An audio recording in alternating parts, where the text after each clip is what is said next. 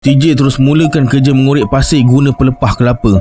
Tak lama kemudian, "Tama, tangan kiri aku dah keluar," kata Koja Lisut. TJ terkejut. Macam mana tangan kiri Koja Lisut yang keluar? Sebab dia korek sebelah kanan. Sepatutnya tangan kanan yang keluar dulu. TJ termenung, fikirkan keanehan tu. Setiap kali tangan kiri Koja Lisut berpusing, pasir yang berada sekeliling tengkuknya bergerak sampai kedua belah bahunya timbul di permukaan pasir. Tiba-tiba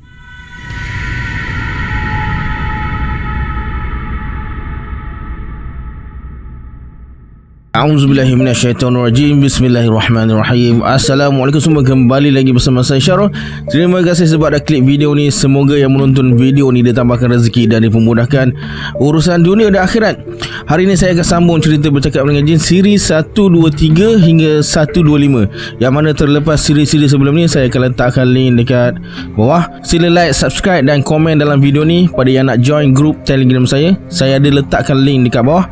Macam biasa sebelum saya mulakan, jom kita baca selawat dulu. Sallallahu Rabbuna ala nuril mubin Ahmad al-Mustafa Sayyidil Mursalin. Sallallahu Rabbuna ala nuril mubin Ahmad al-Mustafa Sayyidil Mursalin. Sallallahu Rabbuna ala nuril mubin Ahmad al-Mustafa Sayyidil Mursalin. Tanpa buang masa lagi, jom let's jump tu. Rabak Serah.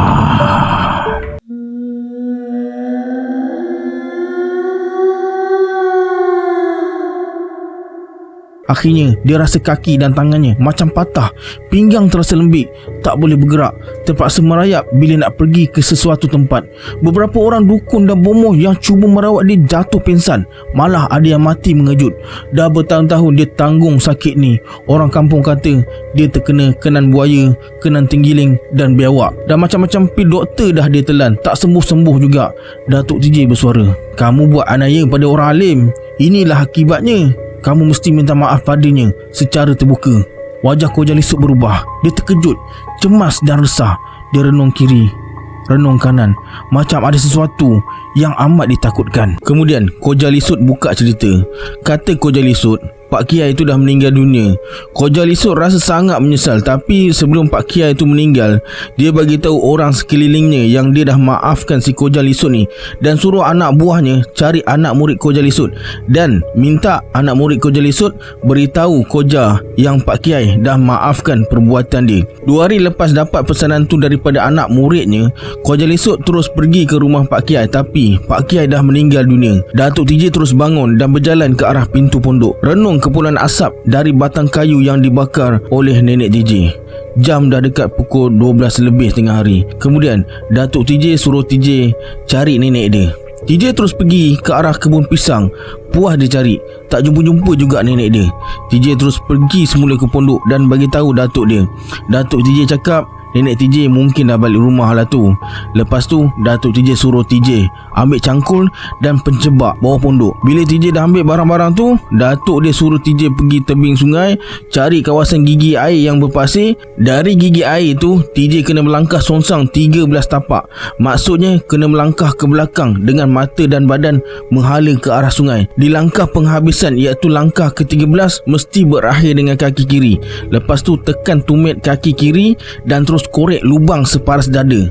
Lepas siap korek, TJ kena tunggu dekat situ. Kalau lubangnya ada air, jangan buang airnya. Bahagian bawah lubang letak tanah liat.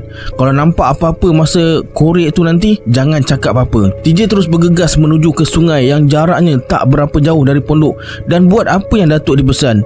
Bila dah siap, Datuk TJ angkat Koja Lisut dan masukkan dia dalam lubang pasir tu. Datuk TJ ambil cangkul dan terus timbus badan Koja Lisut. Sekejap je badan Koja Lisut dah terbenam dalam pasir sampai ke paras leher. Lepas tu Datuk TJ keluarkan 2 keping upih pinang dari dalam bajunya dan buka lipatan upih pinang tu, lalu dibentangkan atas pasir. Bila kedua-dua upih pinang tu dah agak panas kena matahari, Datuk TJ ubah kedudukan upih pinang tu ke gigi sungai. Bahagian pangkat upih tu kena arus air sungai. Datuk TJ ambil sekeping upih untuk dijadikan timba gayung dan suruh TJ guna timba upih tu untuk ambil air dari sungai dan siram atas kepala Koja. Kira sampai 100 gayung, lepas tu berhenti, berdiri depan Koja Lisut lebih kurang 5 minit, kemudian ulang semula benda yang sama sampai Datuk TJ suruh TJ berhenti. TJ pun buat apa yang Datuk dia suruh.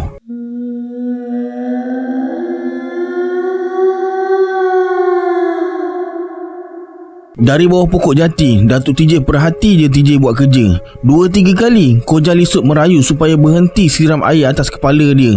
TJ buat tak tahu je. Selagi Datuk dia tak suruh berhenti, TJ takkan berhenti siram air atas kepala Koja Lisut tu. Cukup tamah, Datuk TJ melangkah ke arah TJ sambil tangan kanannya pegang batang tepus. Datuk TJ bersuara, "Aku nak balik semayang Zuhur. Kamu tunggu sini sampai aku datang." "Kenapa buat saya macam ni? Bukan ni yang kamu nak, Koja? Saya minta sakit saya diubati, bukan ditanam dalam pasir." "Inilah caranya, Koja." Selesai je Datuk TJ bercakap, dia terus pukul muka Koja Lisut bertalu-talu dengan batang tepus, menjerit-jerit Koja Lisut. Datuk TJ tak peduli. Akhirnya Koja Lisut terkulai lalu pingsan. Batang tepus terus patah dan hancur. Muka Koja Lisut jadi hitam. Kemudian Datuk TJ pesan pada TJ, bila Koja Lisut sedar nanti, kalau dia nak minta air, jangan bagi. Suruh dia gigit upih yang Datuk TJ letak dekat tepi sungai tadi. Gigit bahagian pangkal yang terkena air tu, dan kalau ada binatang melata menuju ke arah kepala Koja, jangan dihalau. "Sekarang kamu pergi duduk bawah pokok jati tu," kata Datuk TJ, dan terus tinggalkan TJ dan Koja dekat situ. Tak lama kemudian, Koja Lisut tersedar dari pingsan. Dia terus menjerit minta air. TJ berlari ke gigi sungai, ambil upih tu dan hulurkan bahagian hujung upih yang basah ke mulut Koja Lisut. TJ suruh dia gigit hujung upih pinang tu. Kepala Koja Lisut bergerak ke kiri ke kanan, lidahnya terjelir. Dia tak nak gigit hujung upih tu. "Aku nak air, bukan itu," kata Koja Lisut. TJ terus tolak hujung upih tu ke mulut dia.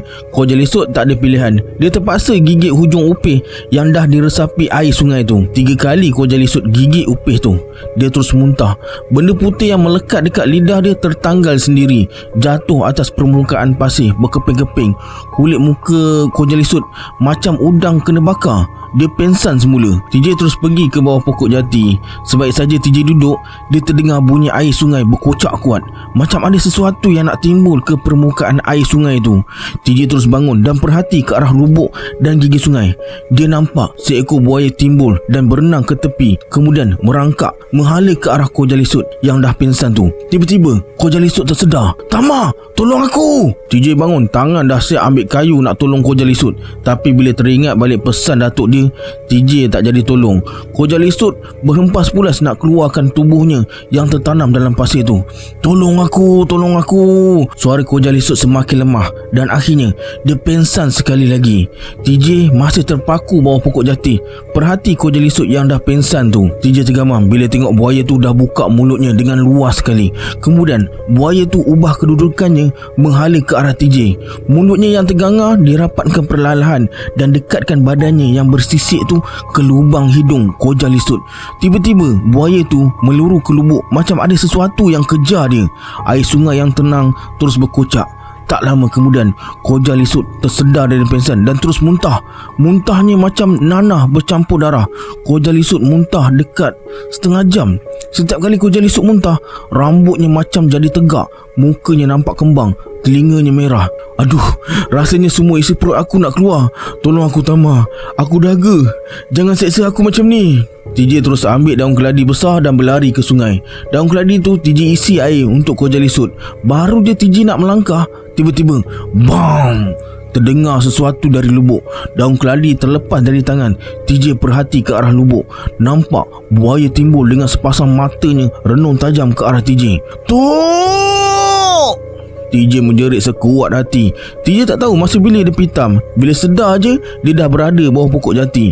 Badannya menggigil dan terasa macam ada buaya yang ikut dia. Antara sedar dengan tak, TJ terasa macam ada orang berdiri dekat depan dia. Walaupun mata dia tak tutup, tapi dia tak nampak sebab keadaan masa tu panas terik. Penglihatan TJ agak kabur dan berpindah-pindah.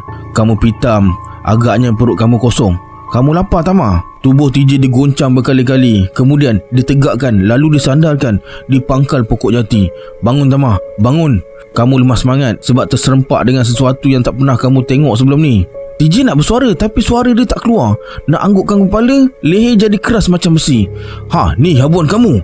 Muka TJ terus dirimbas dengan daun kayu, diikuti dengan pukulan ranting kayu bertubi-tubi dekat belakang dia. Aduh tu, aduh. TJ menjerit sekuat hati. Masa TJ berusaha nak bangun, datuk dia buka penutup botol air yang dibawa dari rumah dan terus jirus kepada TJ. Serta-merta TJ melompat. Datuk TJ bersuara, apa yang kamu nampak, Tama? Buaya timbul dari lubuk. Bawa botol air ke tempat Koja Lisut. Jirus kepalanya dengan air ni. Kalau dia dahaga, bagi dia minum air. TJ ambil botol tu dan melangkah ke arah Koja Lisut. Di bawah sinaran matahari yang terik, TJ duduk berdiri lutut depan Koja Lisut. Sambil buka penutup botol dan bersedia nak jirus kepala Koja Lisut tu, tiba-tiba, Tama, baca bismillah dan selawat Nabi. TJ baca bismillah dan selawat Nabi. Lalu dia jirus air atas kepala Koja Lisut. Lelehan air di bibir Koja Lisut terus masuk ke mulut. Lalu dia teguk penuh nafsu. Terima kasih, Tama, terima kasih, kata Koja Lisut. Matanya kuyu, bibirnya pucat nampak kering. Begitu juga dengan kulit mukanya. Aku dahaga, Tama. Perlahan-lahan TJ dekatkan muncung botol ke bibir Koja Lisut. Cukup, Tama, kemari, kata Datuk TJ. Cepat-cepat TJ tutup botol dan segera dapatkan datuk dia. Banyak kamu bagi dia minum? Sikit je, Tok. Kamu pergi balik, makan nasi dan solat Zuhur. Lepas solat asar, kamu kemari semula. Sebelum balik ke rumah, Datuk TJ pesan pada TJ, suruh dia bawa putik manggis 7 biji, putik rambutan 7 biji dan air masak dari putik pinang. Semua barang-barang tu dah disediakan oleh nenek TJ. TJ cuma bawa ke sini je. Sampai rumah, TJ terus bersihkan diri dan solat Zuhur. Sementara nenek dia siapkan makanan. Selesai solat Zuhur dan makan, TJ terus tersandar dekat dinding, rehatkan badan.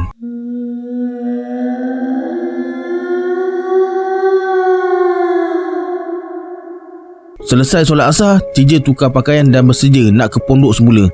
Masa TJ menuju ke pintu tengah, dia nampak ada beberapa bungkusan dekat bendul pintu. 2 bungkusan dibalut dengan kain hitam, bungkusan ketiga dibalut dengan kain kuning. Kemudian nenek TJ datang bawa raga buluh dan masukkan bungkusan-bungkusan tersebut dalam raga. Lepas tu dia ke dapur semula, ambil kulit-kulit durian dan seludang kelapa kering. TJ bersuara, buat apa kulit durian kering dan seludang kelapa kering tu, Nek? Nak halau nyamuk. Datuk kamu nak tidur situ malam ni. Lepas semua dah siap, TJ mulakan perjalanan. Sampai pondok, TJ terus bagi barang-barang tu pada datuk dia. Datuk TJ ambil dan bawa barang-barang tu ke pondok dan sangkutkan pada bahagian atas pondok. Lepas tu Datuk TJ suruh TJ pula tunggu Koja Lisut. Dia nak pergi solat. Datuk TJ terus melangkah ke tebing sungai nak ambil air semayang. TJ berdiri bawah pokok jati sambil perhati ke arah Koja Lisut. Kepalanya terkulai atas pasir dengan mukanya menghala ke arah pondok. Perlahan-lahan TJ melangkah mendekati Koja Lisut dan berdiri depan dia. Tak ada reaksi dari Koja Lisut. Kedua belah matanya terpejam. Rupa-rupanya dia dah tidur, siap berdengkur lagi. Disebabkan Koja Lisut dah tidur, TJ buat keputusan nak tinjau datuk dia ambil semayang dekat tebing sungai tu. Dengan tenang, TJ melangkah ke arah tebing sungai. TJ nampak datuk dia tengah membongkok dekat gigi sungai ambil air semayang. TJ terus melangkah dan berselindung belakang pokok bunga tanjung. Jarak TJ dengan datuk dia lebih kurang 5 kaki je. Datuk TJ ambil air semayang menghadap dekat lubuk yang ada buaya tadi. Tiba-tiba TJ tergamam. Dia nampak buaya timbul di permukaan lumbuk macam batang buruk terapung. Datuk TJ bersuara, Tama, aku tahu kamu ada belakang pokok bunga tanjung. Kamu duduk diam-diam dekat situ. Jangan menjerit dan jangan datang ke sini. Datuk TJ buat tak tahu je dengan kemunculan buaya tu. Dia terus ambil air semayang sampai selesai. Kemudian buaya tu bergerak ke arah tebing sungai. Tiba-tiba buaya tu libaskan ekornya ke arah Datuk TJ. Dengan pantas Datuk TJ bergerak ke perdu pisang hutan. Cukup pantas kesampaikan TJ tak nampak gerakan tu walaupun dekat depan mata dia. Kemudian Datuk TJ berdiri tegak menghadapkan wajahnya ke sungai dan bersuara, Hei buaya, aku bukan habuan kamu kali ni. Lepas tu Datuk TJ patahkan rantai pokok dan lemparkan ke sungai. Buaya tu terus menyelam ke dasar lubuk. Beberapa saat kemudian, buaya tu muncul semula dengan gelombang air yang besar dan kuat. Buaya tu terus menghempaskan ekornya berkali-kali ke permukaan air. Datuk TJ bersuara lagi, "Kamu marah? Jangan ganggu aku. Aku kemari bukan niat nak kacau kawasan kamu. Aku kemari nak tolong orang yang sakit." Datuk TJ terus tinggalkan tempat tu. Lepas solat Zuhur, Datuk TJ suruh TJ pergi jiruskan air atas kepala Koja Lisut. Kemudian korek pasir dan keluarkan kedua belah tangan Koja Lisut tu. TJ terus melangkah mendekati Koja Lisut, kemudian terus duduk bersila depan dia. "Dahaga, aku dahaga Tama." TJ terus sumbat muncung botol ke mulut Koja Lisut. Lepas dia dah selesai minum, TJ jirus air atas kepala dia pula. Koja Lisut terus bersin. Kemungkin lubang hidungnya masuk air. Datuk TJ bersuara, "Kalau dah bersin, jangan buat lagi. Sekarang koreklah pasir itu." "Baik Datuk." "Mulakan dari sebelah kanan. Baca bismillah dan selawat Nabi 3 kali." TJ terus mulakan kerja mengorek pasir guna pelepah kelapa. Tak lama kemudian, "Tama, tangan kiri aku dah keluar," kata Koja Lisut. TJ terkejut. Macam mana tangan kiri Koja Lisut yang keluar? Sebab dia korek sebelah kanan. Sepatutnya tangan kanan yang keluar dulu. TJ termenung, fikirkan keanehan tu. Setiap kali tangan kiri Koja Lisut berpusing, pasir yang berada sekeliling tengkuknya bergerak sampai kedua belah bahunya timbul di permukaan pasir. Tiba-tiba, "Tok, tolong!" TJ tikam pelepah kelapa atas pasir. Kaki dia macam ditarik sesuatu, terbenam dalam pasir sampai ke paras lutut. Pasir sekitar tempat TJ berdiri tu menjunam ke bawah, macam jatuh ke dalam gaung yang dalam. TJ jadi panik dan terus berpaut pada pelepah kelapa. Alright, sampai sini dulu sambungan cerita Bercakap dengan Jin. Kita berjumpa di video akan datang. Saya Syarul. Assalamualaikum. Adios.